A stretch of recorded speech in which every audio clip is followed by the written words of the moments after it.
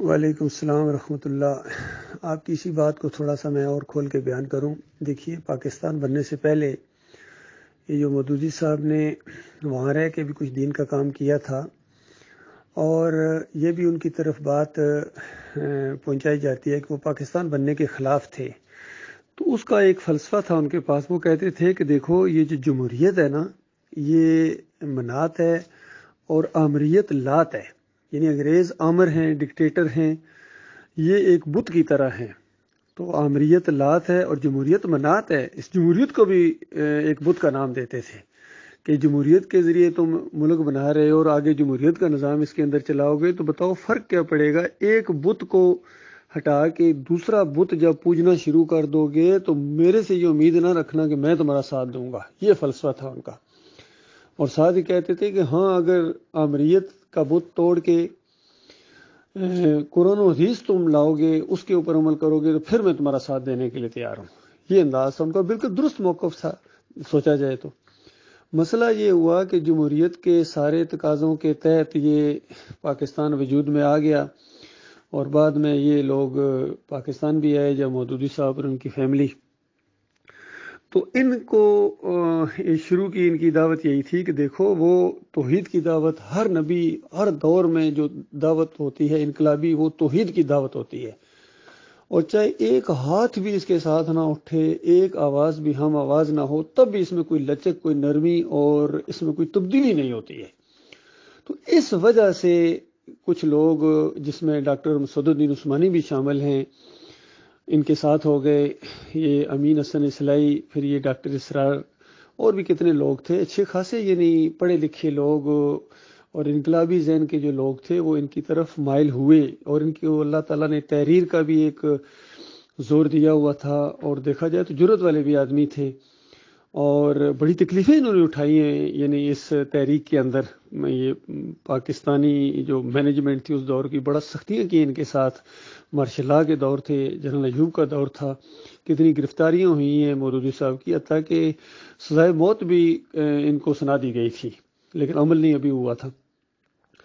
تو اس چکر کے اندر آ کے پھر یہ جب جمہوریت کی طرف انہوں نے رخ کیا ہے کہ اب ہم بیلٹ کے ذریعے، پہلے کہتے تھے بینٹ کے ذریعے، اب کہتے ہیں بیلٹ کے ذریعے ہم کیا یوں ہی چھوڑ دیں، انہی لوگوں کے حوالے کر دیں یہ اقتدار۔ تو اس وقت لوگوں نے ان کو سمجھایا، جس میں ڈاکٹر مسعود الدین عثمانی رحمۃ اللہ علیہ سر فہرست تھے، اور آخری جو ان کا اجتماع ہوا تھا ماچھی گوٹ کے اندر جماعت اسلامی کا، اس میں انہوں نے اعلان کیا کہ ہم الیکشن میں حصہ لیں گے۔ تو وہاں ڈاکٹر عثمانی رحمۃ اللہ علیہ نے کھڑے ہو کے تقریر کی، جس کا ذکر کیا اپنی ایک کتاب کے اندر ڈاکٹر اسرار نے، کہ اور اس کا عنوان انہوں نے تقریباً بنا کہ دیوانے کی آخری پکار، کہ ڈاکٹر مسعود الدین عثمانی نے اٹھ کے یعنی پکارنا شروع کر دیا کہ لوگوں تم راستے سے ہٹ گئے ہو، اور پہلے کیا کہتے تھے اور اب کدھر چل پڑے ہو۔ لیکن ان کی کسی نے نہیں سنی۔ مودودی صاحب نے بالکل وہی انداز اختیار کیا جو آج کل ہمارے ساتھ محمد حنیف صاحب کر رہے ہیں، کہ کوئی ان سے بات نہیں کرے گا، کوئی جس نے جماعت کے ساتھ رہنا رہے، جس نے نہیں رہنا جائے۔ بالکل وہی الفاظ، وہی انداز محمد حنیف صاحب کا ہے جو مودودی صاحب کا تھا۔ اس لیے میں ان کو مودودی ثانی کہتا ہوں۔ یقین کیجیے، محمد حنیف نے بالکل مودودی کردار ادا کیا ہے مومنوں کی جماعت کے اندر، اور بالکل وہی انداز اختیار کیا ہے۔ اور ہم لوگوں نے بھی یہاں جو محمد حنیف کے ساتھ جو انداز اختیار کیا ہے، بالکل یہ وہی انداز ہے جو ڈاکٹر مسعود الدین عثمانی رحمۃ اللہ علیہ نے مودودی کے ساتھ کیا تھا، کہ جب مودودی صاحب کے اندر یہ شرک آیا اور جھکے دنیا کی طرف، تو پھر ڈاکٹر صاحب نے ان سے بیزاری کا اعلان کر دیا۔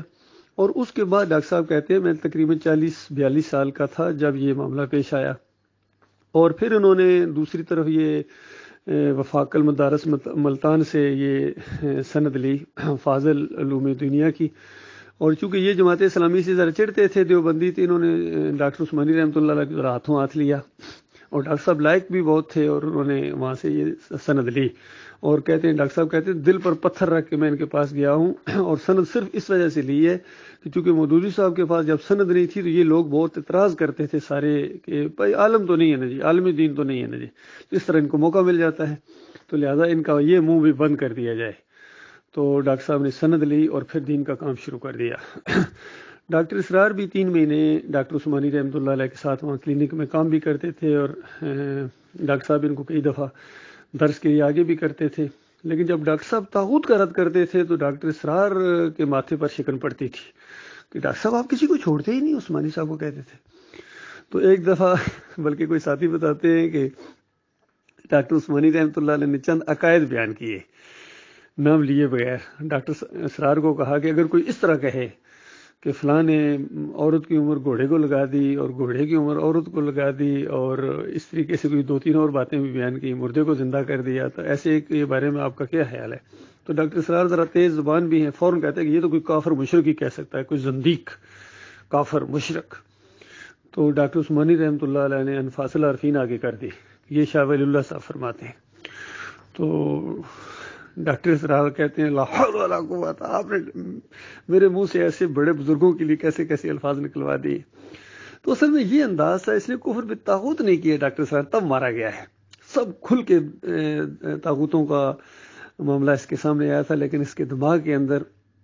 جو تھا صوفیزم تھا اور صوفیوں کا یہ دفاع کرنے والے تھے۔ تو وہاں سے انہوں نے پھر بوریا بستر اٹھایا 3 مہینے بعد ہی، اور مخالفت میں انہوں نے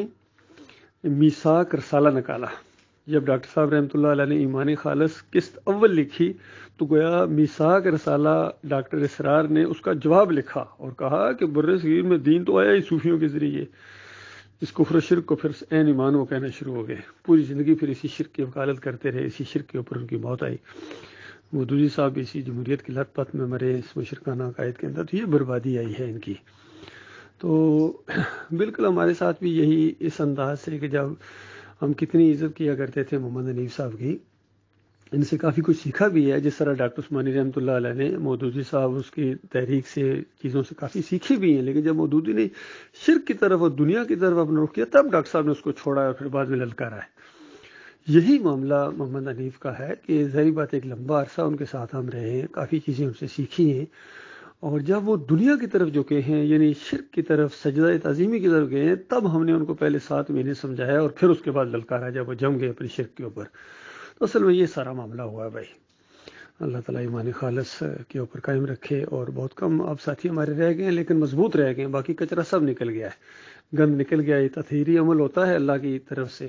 تو یہ ہوا ہے، ہوتا رہا ہے، پہلے بھی ہوتا رہا، پہلے بھی گند نکلتا رہا ہے، اس دفعہ ذرا زیادہ نکلا ہے، مسئلہ یہ ہوا ہے۔ اللہ تعالیٰ غور و فکر کرنے کی توفیق عطا فرمائے۔